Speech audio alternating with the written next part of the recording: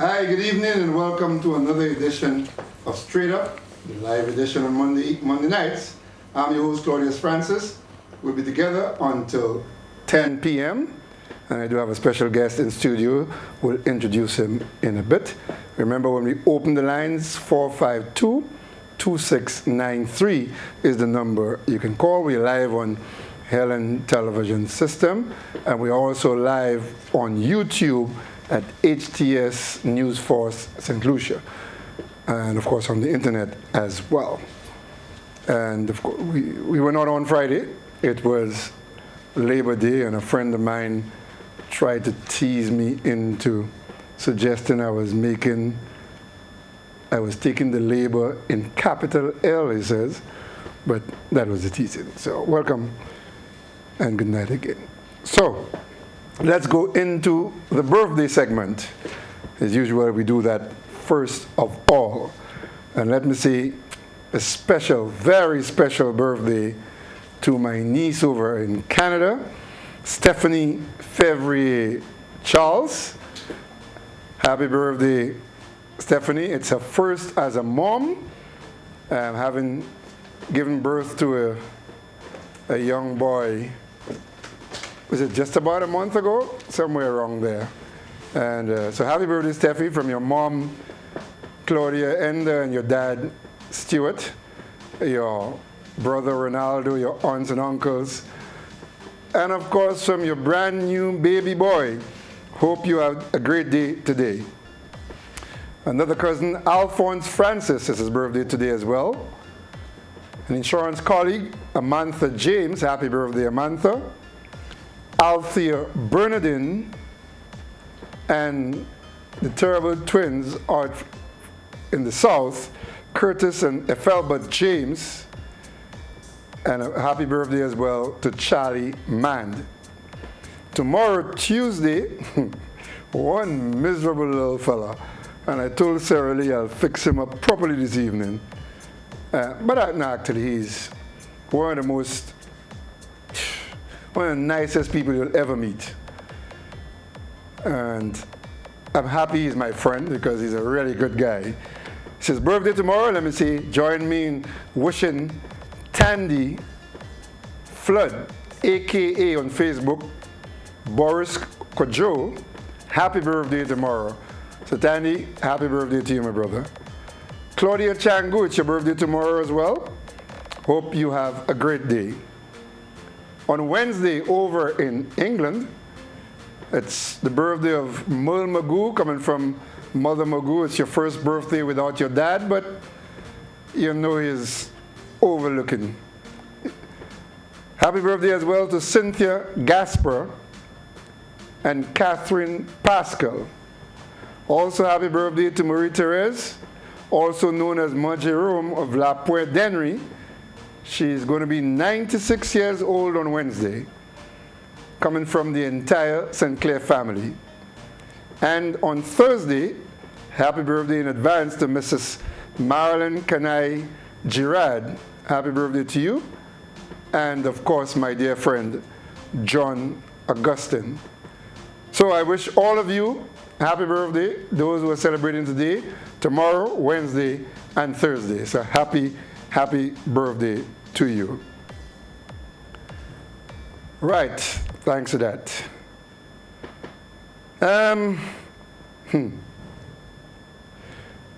Folks, I've been on this show and I have told you what a good job the CMO is doing. She continues to do a good job. But I want to give a little word of advice to our CMO.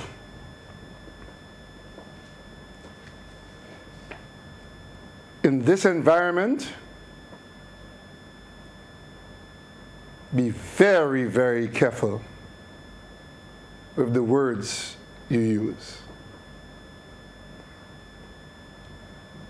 You might be well-intentioned, but in this environment, careful. And I say that because late last week, in addressing us as usual, the CMO, unfortunately in my view, made a comment which included the words, "The country cannot remain closed forever." Of course she's correct, but she's our CMO. And a number of people called me and said, "Did you hear the CMO?" And I said, "Yes." And the minute the words came out of her mouth, I said, "Oh my goodness, no." And I know she didn't mean anything by it. But the opening of a country is not a medical decision. Because the CMO can say to the Prime Minister tomorrow that at the rate we are going, it is likely that in the third week of May, we are going to have another 14 cases. And the Prime Minister can disregard all that and say he's opening the country in May. So, Madam CMO, I want to just urge you, stick to the medicine. I know it was an inadvertent slip, but those slips can be costly in terms of one's credibility by those who are already looking to discredit you. Now, it brings us to the 18th case. That is a worrying thing. This 18th case is a worrying thing. And I have with me the first page of the 3-page press release, which speaks to the 18th case. And let me just read just the one paragraph. As of Sunday, May 3rd, 2020, St. Lucia recorded another case of COVID-19, bringing the national total of confirmed cases to 18. A total of 52 samples were tested on Saturday, May 2nd, 2020. Now, very importantly, you understand the 2 dates. The samples were tested on Saturday, and we had the results, if not the same Saturday, certainly by the following day. Excellent. So I suspect these tests were done locally. Right. The individual is a 51-year-old male who sought care at one of our respiratory clinics with a dry cough, but none of the accompanying symptoms of COVID-19. He has no known travel history. That's one. And we are in the process of investigating the source. The individual is currently in care with our respiratory hospital and is responding well to care. The Ministry of Health's contact tracing team is undertaking the necessary follow-up for the identification and quarantine of contacts of this case. The emergence of cases on the East Coast continues to be of concern to the Ministry of Health as we continue to receive reports of entry through unofficial channels. And that's where I have a little difficulty, because you know I'm not the brightest guy in the world, so I couldn't understand. Is it being suggested that this individual came through the back door? But if he came through the back door, he would have a travel history. So I saw some suggestions on Facebook that this is to be interpreted that the person came through the back door, especially in light of the comment that we continue to receive reports of entry through unofficial channels. So the person would have a travel history.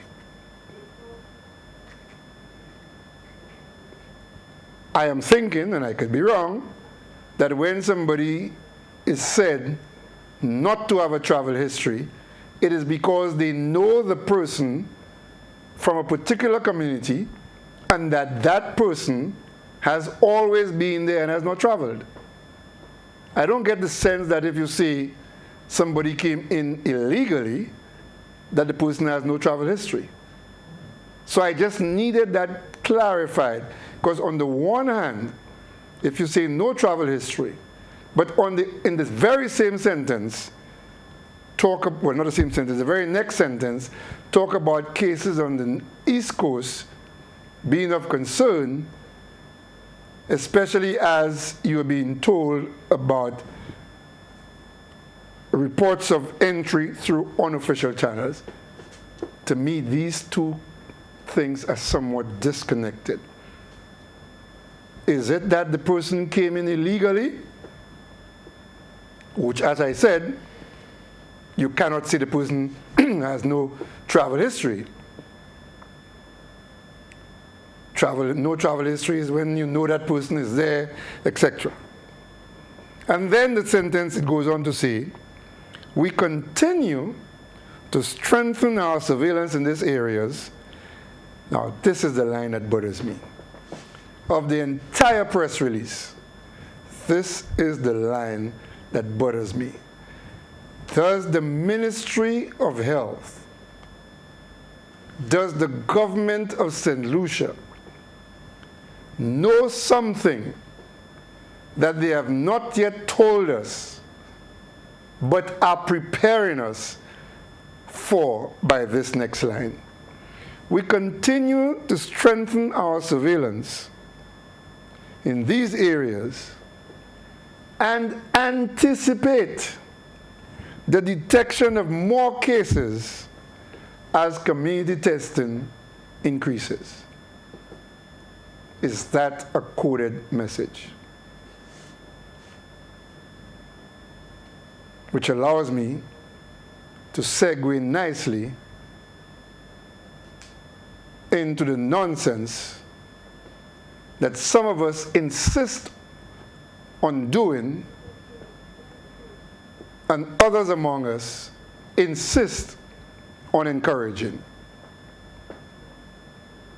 The ancillary police had every reason, every justification in arresting each and every one of these 45 individuals who broke the protocols and were engaging in a river lime picnic, whatever you want to call it.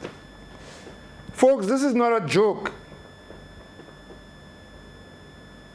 Don't mess around with this thing. If you want to play for your life, go drink Gramaxone. But you're messing around with other people's lives. When you do what you did yesterday in ancillary, that's what you're doing. Go commit suicide somewhere. But don't mess around with other people's lives, people who are doing the right thing by staying indoors, observing the social distancing, following all of the other protocols. You want to go on Lime while you're at the beach or while you're at the river, carry along some Lysol or something with you, but don't mess around with other people's lives. This is not a joke.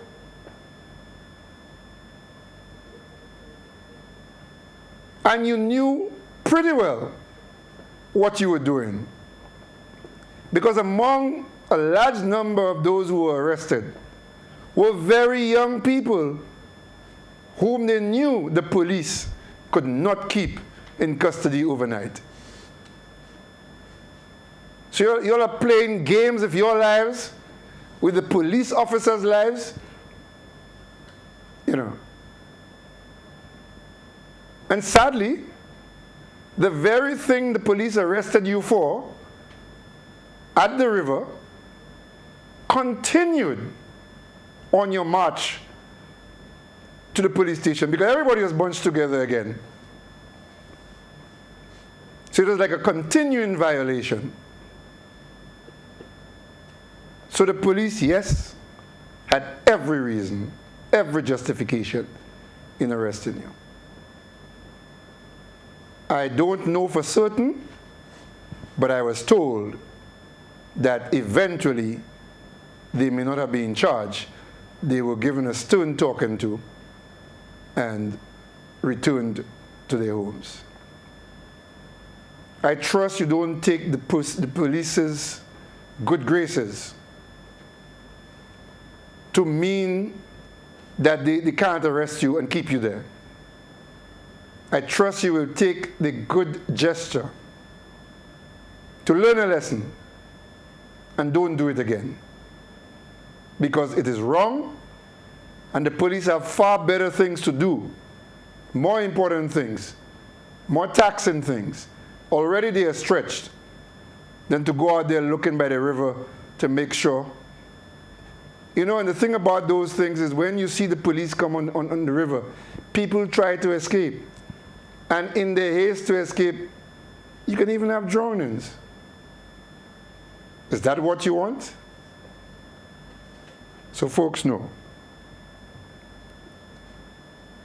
Stop that nonsense.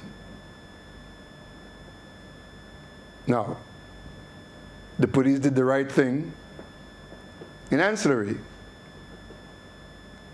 But the police did not do the right thing at the Castries market yesterday. You cannot have one standard for one set of people and another for another set of people. Now, I saw television photographs, television coverage, and photographs as well of inside the tent where the invited people were. And there was social distancing inside there, except when it came to cut the ribbon. Everybody was resting on each other. Guy Joseph, Prime Minister Chasney, the mayor, Sarah Flood, another person I couldn't identify. Everybody was resting on each other. That's bad. But the crowd that was gathered outside was worse than what was in ancillary. Nobody got arrested. And I don't think they should have arrested anybody. I think the police, and I understand it wasn't, my understanding is that it might not have been Royal Central Police Force officers, but city constables. But somebody should have whispered something to a city constable about the social distancing protocol of the crowd that had gathered to take in the ceremony. And that was not done. And it sent a wrong message. It sent a message that the law is unequal. Talk about that a little in another show, because there was another event, which I don't want to talk about yet. I'm waiting for the police to respond, because I got a little soup straw. So I'm waiting for them to respond, and then I will deal with the Instagram matter. Not tonight. Not tonight. Now, I was told that on a government talk show last week, I was given a mention, and I don't think it was a mention in the most flattering light, because of my support for Adrian Auger. But you know I don't speak out of turn. So I shall review and come back. But I saw a post on Facebook by a government associated page. Said the worst things about Adrian Auger. That Adrian Auger's contribution in the Senate was so only because he applied for a government contract and he didn't get it. You see the depths to which we go to in this country? Anytime you take a position that is not in line with the United Workers' Party, you must be demonized. It is as if the United Workers' Party in this country is next to God. I know they have Sarah in the midst, but it's like they're next to God. And everything they do and everything they say is the gospel truth. So Adrian Ogier is now the subject of the demonizing. And some of the comments made under the post went so far as to even challenge his sexuality. That's how low we can get in this country. And the last time I checked the Constitution of St. Lucia, it said there shall be 3 sets of senators. 6 appointed on the advice of the Prime Minister. 3 appointed on the advice of the Leader of the Opposition. And 2 appointed by the Governor General in his own deliberate judgment after consultation with civil society, trade unions, businesses. There's a reason they are named independent. And it is that they must go there and toe neither the government nor the opposition's line. They will support the opposition or the government when that support is merited. They will speak against the opposition and support the government when they are of the view the bill is a good bill. They will speak against the government and support the opposition when they think the bill is a bad bill. And for speaking out, and the sad thing is, they can't give you anything wrong. They can't comment on the rectitude of what Adrian Ogier said. So they must find something is because he ain't get a government contract. But folks, let me tell you, Adrian Ogier was equally vociferous against the SLP government, and he was not a senator yet. So perhaps you were not taking as much note then as you are now, because he is in the public limelight. But Adrian Ogier has always been somebody who speaks as he sees it. And how do I know that?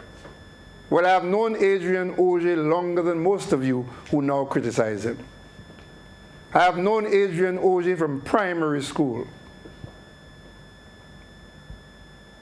Adrian Ogier was in my class, or I was in his class, whichever one you want to put, at St. Mary's College for 5 years at St. Mary's College. The Adrian Ogier you want to demonize now, saying he's this bourgeoisie, was just another pave boy when I knew him. That's why he was born a pave. That through his hard work and his scholarship, that he has made something of himself, that he is a Caribbean laureate. Yes, he's a Caribbean laureate. And because the man has said something you don't agree with, you are on his case in the most vicious way. And it is sad. Among those doing that is a man who considers himself that people in St. Lucia should follow, but he's nothing but a waste of time, a hypocrite. And I'll come to him in due course. You want to parade yourself before society as a man who should be followed, a family man, when you're nothing but a damn hypocrite. And you want to attack Adrian Ogier? I know Adrian Ogier, as Lloyd Benson said to Dan Quayle. And you are no damn Adrian Ogier, you. You couldn't fit in Adrian Ogier's shoes, even if they were enlarged.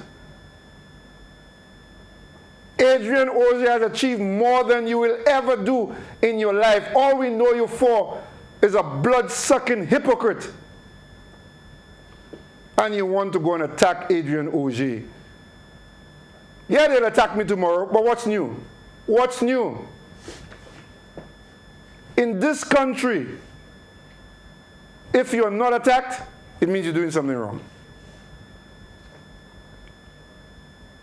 And if you see him, you know, he walks about like this great family man. And he's nothing. Nothing. You could never fit in Adrian Ozay's shoes. So I was telling you about Adrian Ozay, and I don't want to spend too much time because I have a guest. Born Pavi. Yeah, his father had a good job.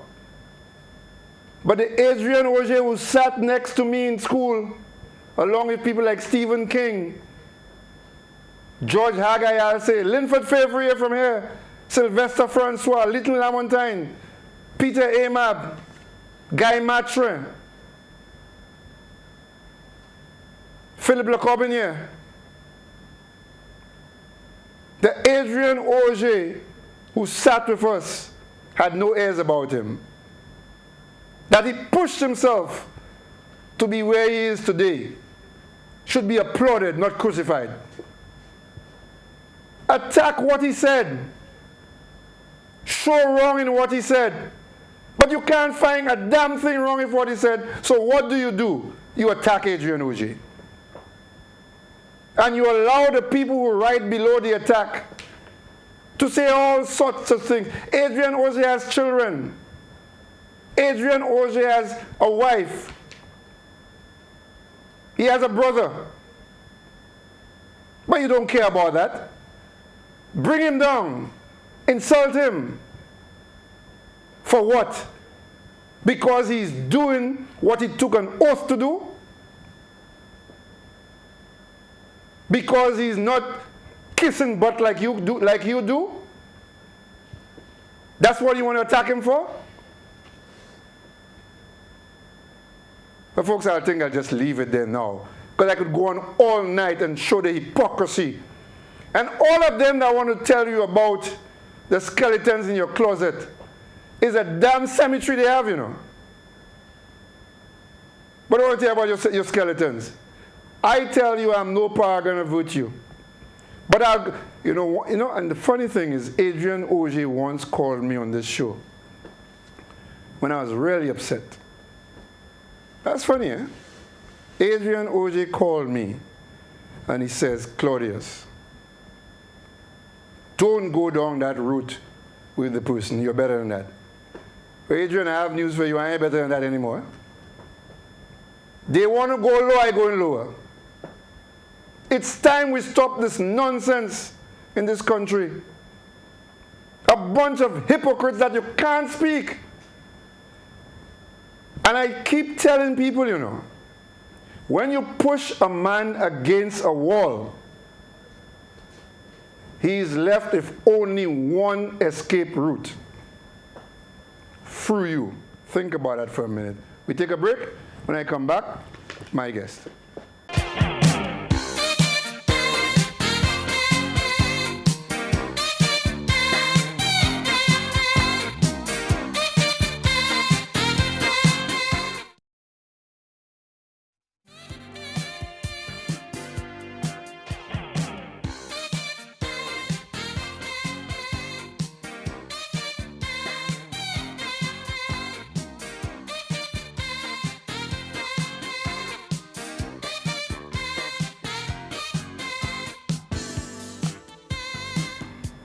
Welcome back, and thanks for calling me to tell me a number of things, but I really don't give a damn. I will defend everything I said there tonight. I don't give a damn. Take me on. But anyway, that's not now for now. My guest this evening is oh boy, the head of the chamber, the executive secretary of the Chamber of Commerce, my good friend Brian Louisy. Brian, forgive me, I'm still a little upset, but good evening to you. Good evening. Thanks for having me this evening. So, you heard me with the COVID update. How has the business community been faring thus far? I mean, it's not easy. I've been shut down for a couple weeks, yeah. A month and more. How have they held up? I think it's been generally extremely difficult for businesses across the island. I think some have been able to manage, but generally it's been a really hard and harsh impact across the board to the business community. What sort of pressure are you guys under to restart? Because, I mean, there can only be so much time that you can be down without everybody beginning to feel the heat. We know for a fact the hotels have closed.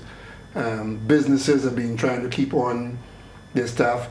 Have there been layoffs in the private sector as far as you're aware? Yes, there. In more recent times, businesses have had to take decisions to institute some layoffs. But a lot of our members have indicated that they desire to keep their staff as long as they can. But it is really difficult to keep a full staff complement for 6 weeks, 2 months, without any income coming in, because that has been the experience of a lot of businesses in the island. And that businesses has virtually stopped. Where you have the shutdown has come into force for some businesses, they can't operate, and so there's no income coming in. You have those who were able to operate, but then they're operating on really a lower scale of business activity.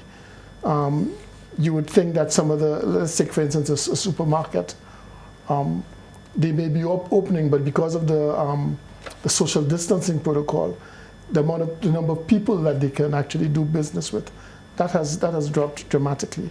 So across the board, I think we've seen a significant negative impact on businesses.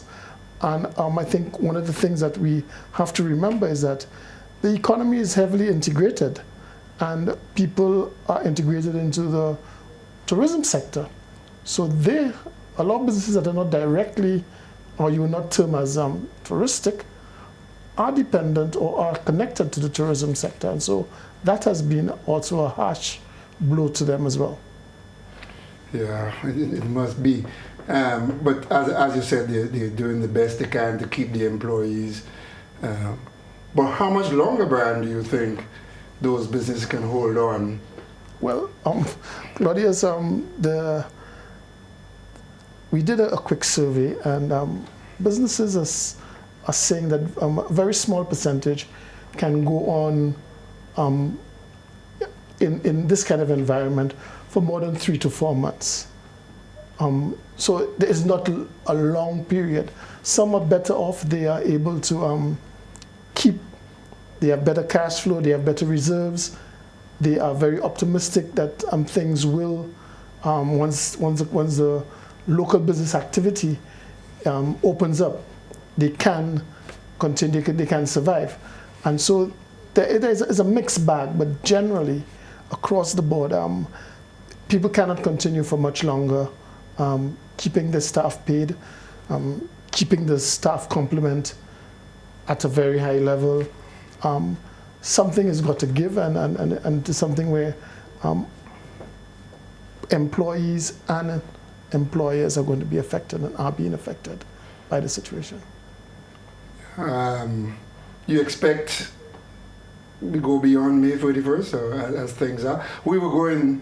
There were no cases for some period, maybe 2 weeks. 3 weeks, yeah. 3 weeks perhaps, and then came this 18th one, as I was saying, and what is worrying about it is the fact that no travel history.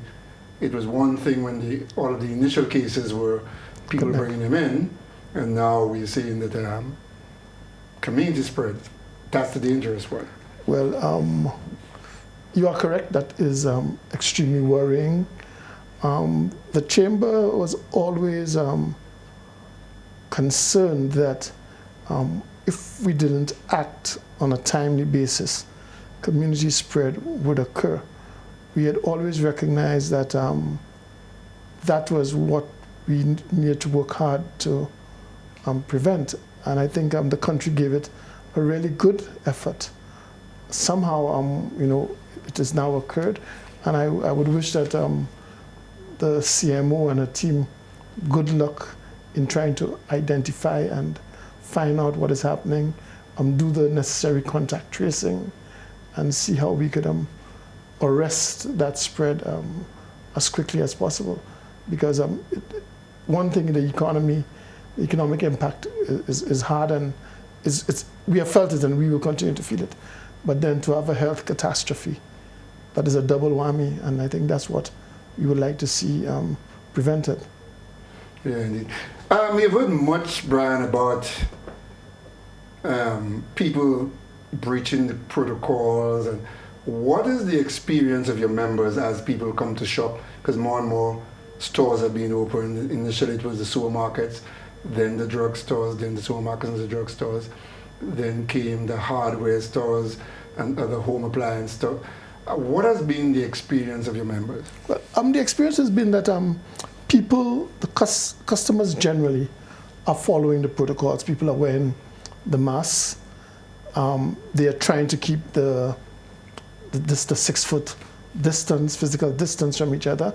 The businesses have actually seen an increase in cost because they now have to put in measures to enforce the social distancing, staff to limit the number of people entering, provision of hand sanitizers as people enter, provision of easier access to soap and water for the staff to wash. But people are trying to deal with it, and they are coming to grips with it, but it's at a cost.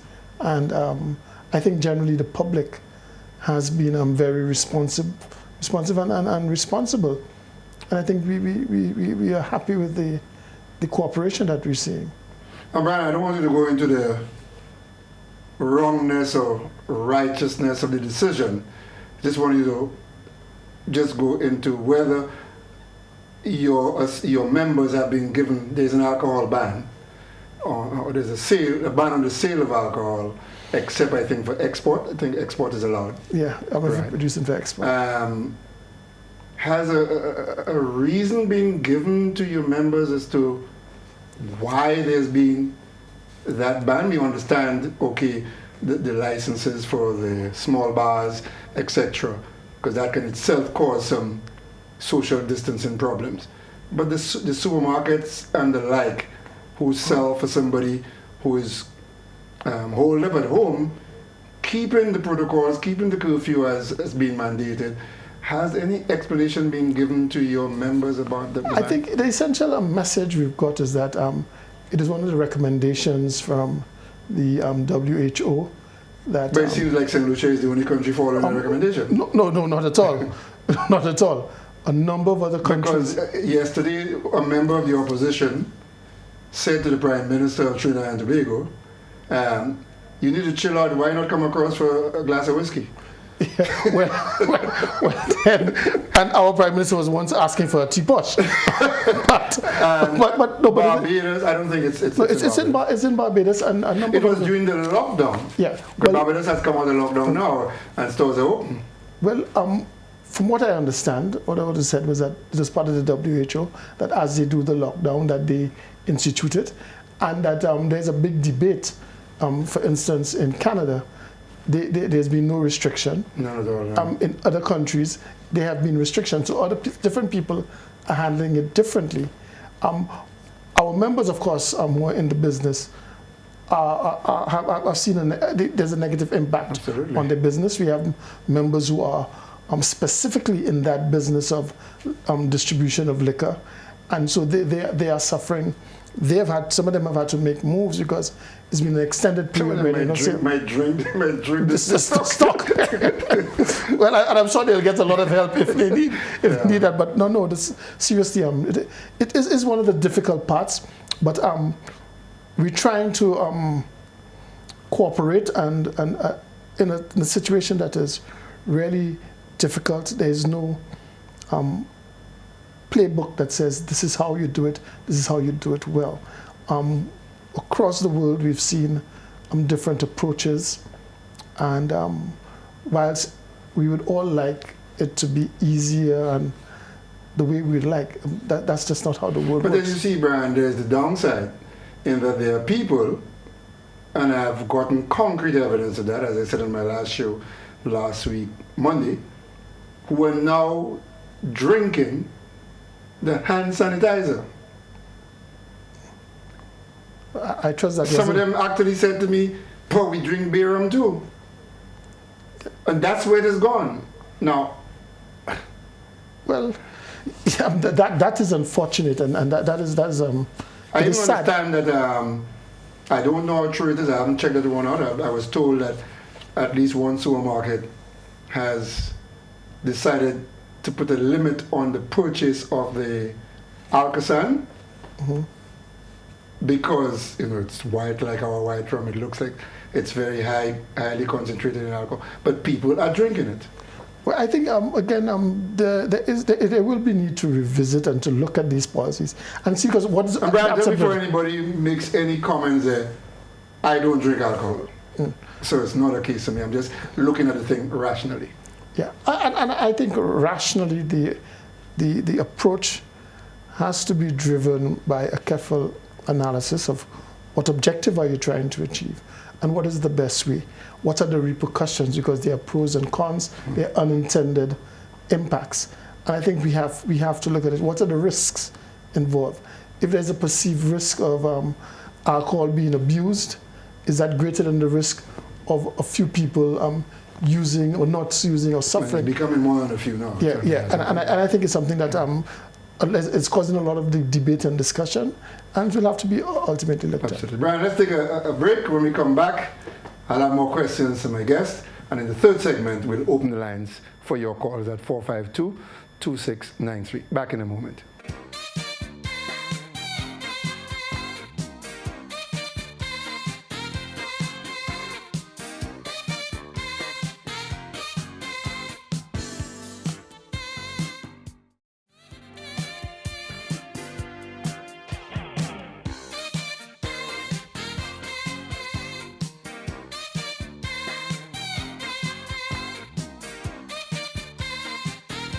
Welcome back. Thanks for staying with us. And my guest, Brian Louisy, the Executive Secretary of the St. Lucia Chamber of, is it Industry, Commerce and Agriculture? Commerce Industry and Agriculture. Okay.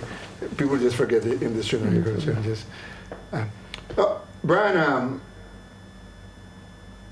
you listen to the authorities. You watch the way they've gone about the reopening of the economy. And barring yesterday's announcement of an 18th case, you got a distinct sense that we were looking at a June opening, at least for the entire local economy, if not necessarily for the external economy. But then you watch television and you see states like Georgia, which have not followed the national protocols, which was, among them is the fact that you must have a 14 consecutive day decrease to begin to open. And I've just seen the worst day in the entire COVID history in America. Do you worry?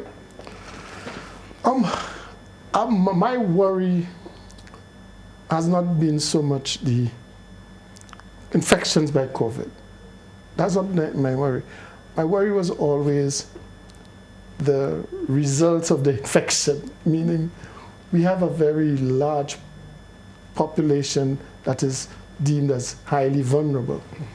And my worry was our ability to treat with them and our ability to treat with the large number that would be affected. So when, over the last couple of weeks, we have not had a large number of persons infected, I have been relieved, so to speak. But you don't think it's because of the small number of tests? No, I don't think it's a small number of tests. Because the way it works is that when you have symptoms, you get tested. That is what we've been using. But there are people who are asymptomatic. Asymptomatic. Yeah, but when you have a limited budget, that's the approach you would take, that you will test those who have symptoms. Now, if you have what you say, 20%, 30% asymptomatic, we certainly don't have a huge number who are showing symptoms. So I think that we have to be concerned. We have to keep up our guard in this. We have to be deliberate. We need to have and I would love to see a structured, deliberate plan and approach. I do think the game changes with the recognition of community spread. And I just hope we don't believe that we could do or we should do like Georgia and some of these places in the States. I think we need to approach it in our continued slow and deliberate manner. We need to be concerned about the economic impact, but I think we need to be deliberate and structured and continue the path we're going. Now, there is this concern that the local economy has not at this time been told a number of things, but there are international entities. For some of the airlines, if you go on their websites, flights are already being booked into St. Lucia for as early as the 4th and 5th of June. We have had hotels making announcements that they will be open for business first week of June. How do you respond to that? Well, it is a very interesting thing because the Chamber has received emails from persons in the States saying they have reservations in June. But I actually went on 2 airlines' websites and I saw bookings already. No, I saw people had reservations. They said they have, but they want to know if we are open for business. So these reservations were probably done some time ago. My daughter has a reservation to travel to the States, and she called and they said, no, you can't cancel or change it now. You have to wait closer to the date. I hear you. No, so by itself, that's your explanation is absolutely plausible. But then what happens to the fact that the hotels are opening? No, I think that as a country and as citizens, we have to be very careful about it. We have to ensure that we know what we're doing and that we are in a position to handle what we're doing. And if we don't feel that we can handle it with the best plans and desires, we may not have to open, and it may be just a dream and just an aspiration. Now, I am all for opening the economy as not it is safe. I'm simply saying that... How do we know it's safe? Not only that our local economy people haven't been told certain things, but the touristic sector seems to have been. So, for example, there was, in fact, a video of the Prime Minister on Facebook. I'm not sure, he might have been speaking with a Trinidadian entity about going about the hotels, that they would put the staff in the hotels. One of the models they're looking at is to put the staff to reside at the hotels for some time and move on from there. And then we are seeing advertisements by the hotel saying, we're going to be working. Staff are being called back late May, early June. So I'm not saying anything is wrong with that. I'm saying, but how is it that we have not been told anything? Yeah, we have not been advised of that, and I think that is unfortunate. And I think if there is a plan, then we should know about the plan, and we should understand what the plan is, because we would want our economy to be operational, and we would want all our businesses and all our citizens to be part of it. But we need to be made aware of what it is and how it is going to be done. And I don't think the health concerns can be thrown under the carpet. We need to deal with it up front. But I have not got any information that there's a specific plan. But we certainly will be inquiring to understand what it is. The interview, I saw the interview. Somebody had sent me a link to the interview the Prime Minister did for Trinidadian, and where they asked him how he thought the tourism would recover and what would be required. And he said that these are some of the things he thinks we need to think about. And I think it's important that we start thinking about this. But I think I like to think that it should be a wider discussion. One is not knocking him on that at all. No, but one is saying that it's too limited a discussion. Exactly, and I agree with you. And I think, this COVID provides us with some opportunities. And some of these opportunities, I think, is for us to decide and look at how we structure our society and economy, because we certainly cannot go back to what it was. And I don't think it will get back to what it was. The readings I've done suggest this COVID virus will be around for a while, and they say we'll have to learn to live with it. There will be a lot of social distancing as part of the normal practice. We would have to rethink how we do a lot of things. And I think we need to try to inform what the new normal is, rather than wait for it to happen, or to think that the new normal will be a revised normal. There's some things that we need to change, and I think how we plan for that and being part of a discussion and people participating and shaping the future is extremely important. Now, Brian, you know what they say, it's an old cliched thing, but behind every dark cloud, silver linings. Of course, people are dying, so that's a very dark cloud. But it has shown us up in a number of ways. When I say us, not just St. Lucia, but society as a whole, that perhaps we could have done things more efficiently even before COVID that we were not doing and now doing out of necessity. You know what they say about necessity, the mother of invention. So, for example, you talk about a new normal. I think things like social distancing, I think things like wearing the mask, I think the number of people in the supermarket or any other place at any given time, I think these things have to remain with us. I think some of them will remain. I don't have a crystal ball, and I try not to look at the old one my grandmother left for me. But I think you are correct. Sometimes when you have choice, you end up not doing anything because you're trying to make a decision. Sometimes when you have no choice, you do things. So I think you are correct. I think not only will we see social distancing remain, when you talk about masks, we have always seen in Asia, China, Japan, people wearing masks when they have colds in the flu season. So that may be a new normal. I also think the increased use of technology. Oh, well, that's a major one which we'll talk about when we come back after this break, Brian. We've got to take a short break. And we come back, we'll have our final segment between me and you, and the fourth segment will be the question segment. Take a break now. Back in a moment with my guest, Brian Louisy, the Executive Director of the Chamber of Commerce, Industry and Agriculture. Back in a moment.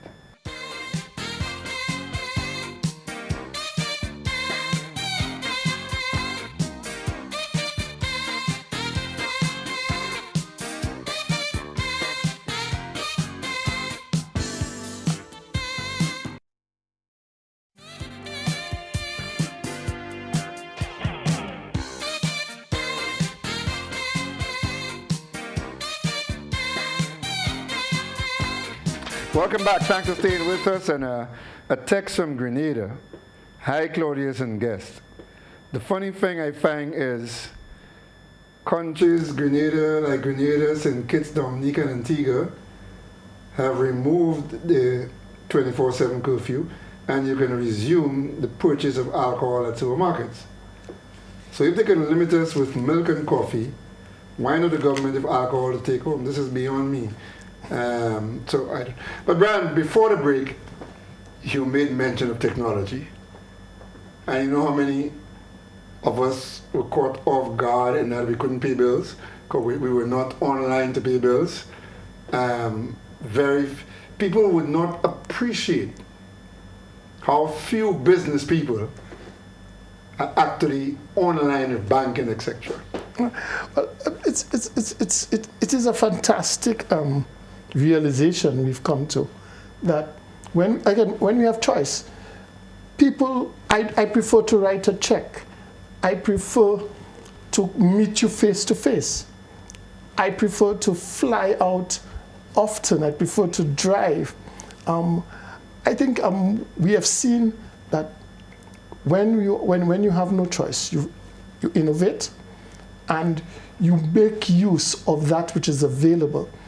I mean, who would have thought that in 2020, St. Lucia would have their own, what's Amazon? Yeah, yeah. There are supermarkets that actually give you curbside delivery. There are some that go further and deliver at your home. Yeah. In 2020. Yeah, and you order online. You order online, yeah. And somebody else delivers, not the supermarket. They deliver on behalf of an independent contractor. So I mean, you have that. But I think at this time we have an opportunity to take it further. One of the gripes of the chamber for years has been the low use of technology and ICT for the delivery of services to the business community. The lack of a single window, we have seen that delayed and delayed over and over. We've seen the most effective or extensive use of some of the existing software packages like Asecuda World that has a lot more capacity that is not used, a lot of modules that is not used.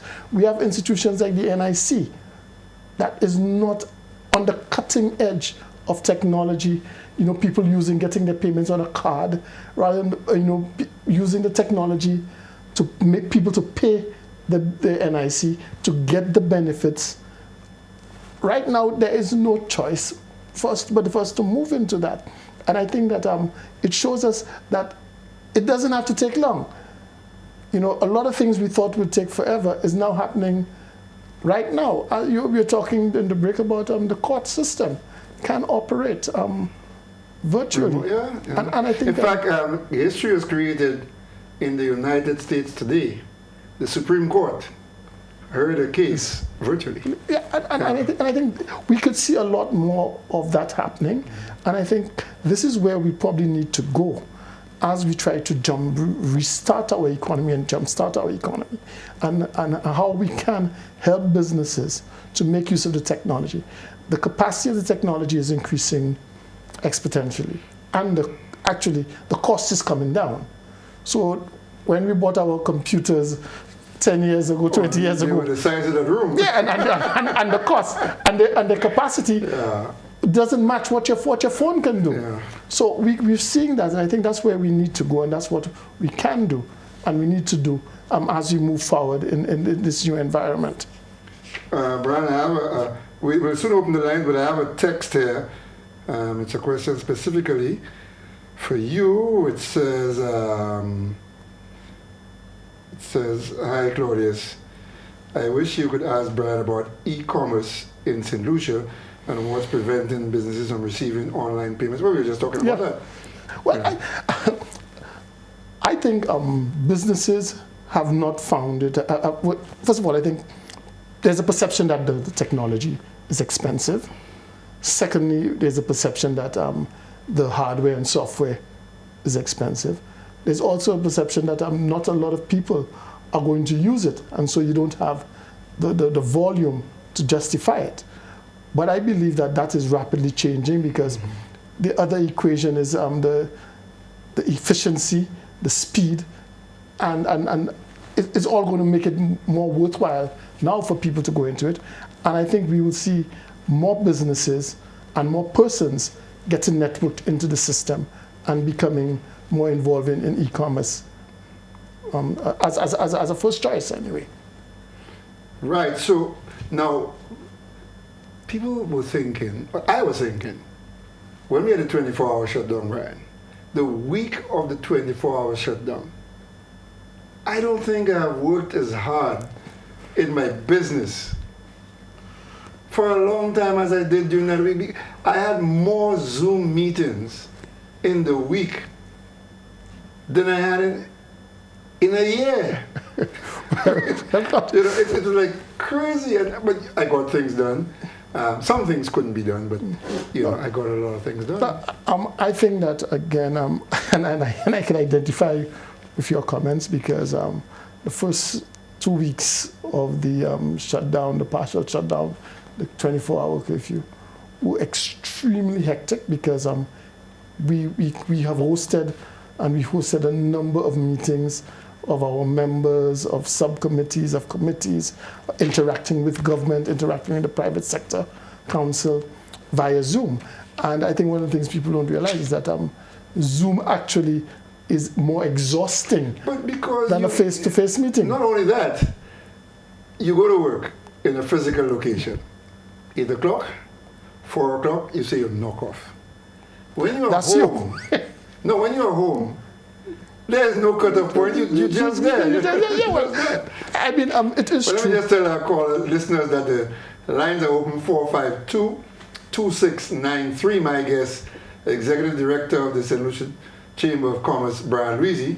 So you can call in and let us know your thoughts. Go ahead, Brian. Yeah, no, it is true. I always tell people that, the first industrial revolution saw people substitute work for leisure. And in that time, we saw the escalation of entertainment. But this third and upcoming fourth industrial revolution, what you're seeing is that people are not substituting work for leisure. They now have more efficient gadgets, they're more productive, and so they're putting in more time. And I think it is putting Brian, you have a call. Good evening, thanks for calling. Hello. Good evening to Mr. Brian Louisy. Yubi. It's a long time I haven't been called that. Yeah, my contribution has to do with, I think that, I find that the chamber, the business people in St. Lucia, they are not very innovative. I mean, this COVID virus, you could see from even in the regional countries as well as the first world countries, it has created this opening for new businesses, new ventures, and you've seen that things that was not being done, is now being done. For example, look in the United States, you have companies that produce vehicles. You know what they're making now? Ventilators. No, but that's not quite, so that's not quite true what you said there, because the distillery has retooled during COVID. Hold on, I'm coming to that. Coming to that. What I'm saying is that you have companies like Ford making ventilators, right? You have other companies that basically dealt with plastics and all these things, doing face shields. Because, for example, face shields are basically plastic in texture, right? We have in St. Lucia, and I have to say kudos to the distillery, they have been able to produce hand sanitizer. Now, I heard the marketing manager for the distillery said that as soon as COVID is over, they no longer will be producing Alcosan. I think the Chamber of Commerce should really have a serious talk with the distillery to encourage them to make it that it is something that remains permanent. That for once, I mean, we could say we have our own hand sanitizer. Because COVID has revealed a lot of deficiencies in the country, quite a bit of deficiencies. I find that, for example, the face shield, I am certain there is a company here in St. Lucia, I don't know, but there should be a company here that could at least make face shields. Well, I suspect you're right, caller, because they have made the shields for the cashiers at the various Massy stores and other markets. So I think you're right. Yes, it's just that they need some. I don't know if they need a push. But caller, to be fair, everybody is making masks. Yeah. No, Claudius, there is mask and there is face shield. You think you're not a health No. I'm just making the point. No, I'm just making the point that you were saying they were not being innovative. I'm saying, in fact, they're tailors and seamstresses who have removed themselves from making clothes and making masks. Which is what I'm saying, that should become something that is, hopefully, that is permanent. Because what I'm saying, COVID is just one pestilence.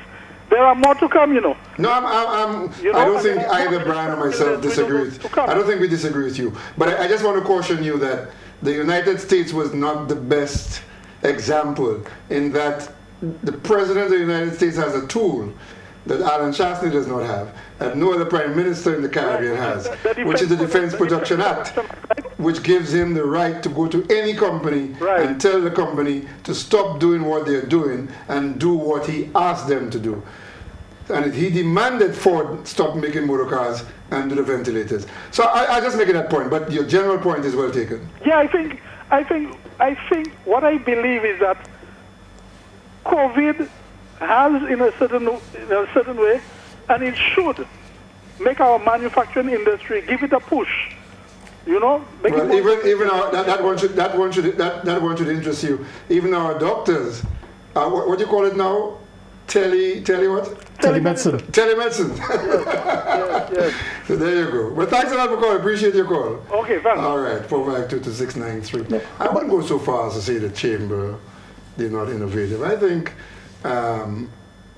you need volume, eh? Yeah, but let me tell you, there are some local companies that own 3D printing, and they are making the masks. Okay. I'm sure, you know, what he's talking about, it can be done, because like I said, the shoes are made for the cashiers. So yeah, so you have some of these. That's another thing that has to stay. Yeah. Well, the shield for the cashiers, that will stay. COVID or no COVID, that ain't going anywhere. Yeah, and I understand that the brewery is putting on a very positive initiative where they're going to be helping the small shops across the island put shields for coming back to that. Good evening, thanks for calling. Yeah, good night. How are you, gentlemen? We're doing well, thank you. Good night. Coping with the stay at home. Anyhow, I'm glad Claudius corrected that gentleman about the car companies making ventilators. You gave him a good explanation of what the president can do and cannot, and the president will do and we cannot do down in the Caribbean. So that's a good correction. But for Mr. Louisy, I'm kind of very curious. Everybody is talking about June. They're going to be, Sandals put out a I asked him that question already, but go ahead. What's that, Mr. Francis? No, I asked him that question, but go ahead. Yeah, but I want to ask him this question. Everybody's talking about opening in June, but I don't see how they could think of that, considering the fact what is happening now, the increase in the cases, number one, and the system that an infected person is going through, which is completely different to what the virus calls for. The last gentleman, he was coughing a dry cough. There was no real COVID symptoms. Yes. You know, so this is the bolo. You know, we have to look out for, and that's the dangerous part. I have a feeling, like the Prime Minister said, there are people around St. Lucia that have that virus, and they are not coming forward. Some of them are, you know, probably staying home and trying to fix it themselves, etc., etc. But that's another case that we have to deal with in the coming weeks. We will realize what's happening to our island. We are very vulnerable. Another thing, Mr. Francis, I hear all the masterpieces of people from different accounting firms and pundits in economics talking about various things about the economics. But what about the banks? I would think, like in the States, the banks came on heavy with the government by trying to help out in various situations as regard to finance. You know, of course, they probably was doing that to be on the good side of the president. But in the Caribbean, especially in St. Lucia, you hear a bank is giving $40,000 to buy masks, when Rihanna bought a ventilator for $22,000 American for her father. So that tells you, 2 ventilators, that's $44,000. What can $40,000 do from this one bank that gave money to St. Lucia or to the Caribbean islands or whatever? Yeah, well, Rihanna makes that money in half a concert. Eh? But Mr. Louisy and Mr. France, that's sad. These banks make millions of dollars of profits on us before the colonial banks gave up and they bought over. And for them to not participate aggressively is a sad. But I'm not sure I agree with you that the banks are not participating. I think the banks came out. They were the first financial institutions to come out to say, look, they are prepared to renegotiate the loans. They are prepared to put a moratorium on interest. Now, I'm not saying I agree with what they have done, because a moratorium on interest is not a forgiveness of interest. So that interest is going to be paid down the road. I don't agree that they haven't done anything. Mr. Francis, that's just a way to pacify things and say that they've been. But Fix actually said they are forgiven the interest for the, I think it's 3 months, I'm not sure. That's also a way of pacifying things with good entity and saying they're Mr. Goodbar. But they have not come out full blast with the Caribbean islands, especially in St. Lucia. Their profits have been over hundreds of millions of dollars every year at the end of the bank term for their financial reasoning.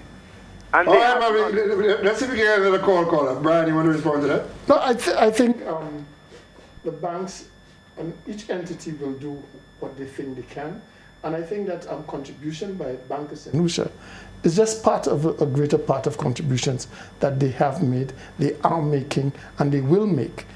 Because I think, like it or not, our economies are small, so some of our companies are not as huge as the other companies, and so they can do in a grand scale. But if you look at over the year what they have been doing and what they will continue to do, I think we have to appreciate what they did. And yes, we will always want them to do more. I think the banks can do a little more, but I think he has been overly hard on the banks. Yeah. Well, good evening, thanks for calling. Claudius, and good evening to your guests. Hi. Good evening. I was wondering, I want to get a feedback on your guests' views on two issues actually. The leader of the opposition stated one of his reasons for not accepting the payoff of 50% bonds and 50% cash to civil servants and police officers and so on is that the fact that it would be a shortfall in the economy, meaning that he believed that if the less money that they have, the less money that will be spent in the economy, meaning that it would affect even the people that you represent, Mr. Louisy, right? The people that you represent will be affected by the fact that if there's a shortfall of less money to go around and to buy and so on. Secondly, we are hearing that an IMF loan that was earmarked to help unemployed persons and persons in distress is now also being used for a capital projects. They've been used for capital projects rather than going directly to people in need that could spend that money in the economy, meaning that it will again affect the people that you represent. What is the chamber saying on this? Thank you. Well, on the first issue of the 50-50 bonds and cash. I think, of course, the business community always wants to see consumption at the highest level at any point in time. And so we would love to see that. And I think people that they'll say, oh, we love to see that. But when you look at it at a national level, you understand the challenge the government is facing.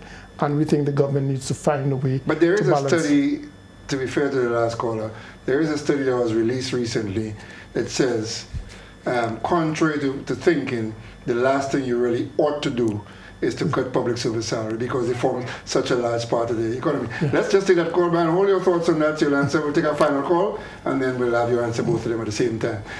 Hi, good night. Thanks for calling. Yeah, good night, gentlemen. Yes, Claudius, I noticed that Standard noticed that they'll be opening on the 4th. Shouldn't that that notice of opening of hotels come from the government instead of coming out from Sandals? No, well, Sandals, any hotels opening, you can open anytime you want. The question is whether you can get guests coming in from the island, and that requires the government to allow the borders to be open. So, but you can open your hotel.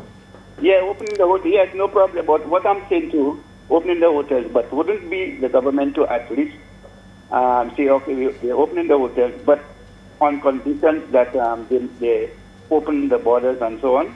No. The man can open his hotel. Yeah, he will open his hotel, no problem. But what I'm saying is that the government should be the one giving the go-ahead that, okay, the borders are opening. Yeah, but there's not necessarily an automatic link between the man opening his hotel and the borders opening. What I'm saying to you is he'll open his hotel, but he wouldn't get foreign guests unless the government opened the borders. Understood. Okay. Yeah, Brian. Yeah. Well, again, Claudius, the issue of how the policy and what's the policy impact, there's a big debate on what's the best way. I did see the World Bank study that says so. But on the other hand, you have the question of how does the government manage its debt? And that is really a policy decision that the government has to take. Of course, as I said, the business community believes that consumption will drive growth and development. But there's also the side of how do you balance that against central government management of its finances? And there'll always be debate about that. The other question about government diverting loans that were intended for one activity to another, I think that is for the donor community to deal with. Because if I give you money, a bank gives you money for a particular purpose, you cannot repurpose without their approval. But as I said, going back to the issue of consumption, we believe that if you continue to have high levels of consumption, it will do well for the business community, and the business community would welcome that. However, that is just the business community's perspective. There's always the government's management of its finances that doesn't always gel with it. And the sad thing is that, I'm an economist, and they say, if you get a one-handed economist, you'll be good, because the economist will tell you, on the one hand, if you do this, but on the other hand. So there are two sides to every story. If you only have one hand. You're hoping to tell you the right thing on the right hand. And as the Chambers, when he went to, Churchill, who went to the US, searching for a one-handed economist, because his economist at the London School of Economics couldn't give him a straight answer. Yeah. Brian, you're out of time, and thanks a lot for being with me. I appreciate that. And folks, before we go, just two more things. First of all, I got a text telling me that whilst I was correct about the tent at the opening of the market having the social distancing protocol observed, there were, in fact, more than 10 individuals in the tent, which is another protocol that was not observed. So I missed that one. I thank you for texting me on that. And I end, as I began, with and I make no apologies for it, my good friend, Adrian Ogier. And just to say to Adrian, if no one else stands up for you, your class of 74 will. Keep doing what you're doing, Adrian. Keep saying the things you're saying. I, for one, was mightily impressed, and it takes a lot to impress me, but I was mightily impressed by your contribution in the Senate. And one doesn't have to agree with everything somebody says, but you can't deny if somebody's statement merits consideration. And my final word is to the government and the Prime Minister. Prime Minister, we still live in a democracy. We are still a nation where freedom of expression matters. And I call upon you and the leader of the opposition to both call upon your respective followers to desist from this intimidation of those who don't follow one or the other. People's rights, the right to state your opinion, must never be abridged. There are people who believe a state of emergency means a suspension of the Constitution. The state of emergency was got under the Constitution. It is the Constitution that gave the state of emergency. The Parliament set the limits of that state of emergency. We are not under martial law. We are under a health emergency. People have a right to disagree. People have a right to voice their opinions. And if you don't feel it, you will never know it. Don't dismiss people's views simply because you think it's wrong, because you don't know what they're feeling. What we are doing in this country today, Mr. Prime Minister, is we are criminalizing poverty. We are saying that if you don't have money, if you don't have power, if you don't have a name, shut up. In fact, we are going further. And we seem to be saying, even if you have money and you have a name and you don't support the government, shut up. I will never be silenced. And there are people who are never going to be silenced. We don't want to silence people. What we want is to let all ideas contend. And as long as I have breath, I will fight dictatorships, not for St. Lucians, because I ain't nobody's hero. I am my own hero. I fight it for myself and my family. But I will fight. I thank all of you who text, called, or in any other way participated. I thank my guest, Brian Louisy. I want to thank Kalila and the rest of the staff here for doing the usual magnificent job. Thank you very much. You know, I might be the face of the thing, but you guys are really the flesh and blood to the show. My sponsors, without you, I couldn't do it. And of course, my executive producer, Valerie Albert Favre. Claudius Francis saying, join me on Friday. And I expect, remember I told you there was this incident, the Instagram incident? So the police have another 3 days in which to marshal their response, because that's what I'm waiting for before I go full throttle on that particular incident. So join me on Friday for another edition of Straight Up. Have a good night. Keep safe. Follow the protocols. Follow all the directions given by the CMO and other officials. Follow the directions by the police. Don't get the police trouble. And the police, you too, must always act within the law. Have a good night.